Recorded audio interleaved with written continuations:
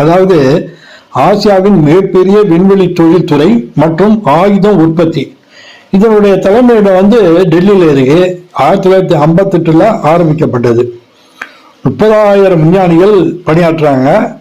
India முழுவதும் 51 branch இருக்கு. இதற்கான அமைச்சர் வந்து இப்ப ராஜ்நாத் சிங். இந்த துறையில சி.வி. ராமன் 30 ஆண்டு காலம் பணியாற்றிருக்காரு. இந்த துறையை அடுத்த கட்டத்துக்கு கொண்டு போன பெருமை அவர்கிட்ட தான் இருக்கு. அதனால அவர் பேர்ல தான் இந்த நகர் உருவாக்கப்பட்டது. இந்த இடத்த நீங்க பார்வையிடுறீங்க.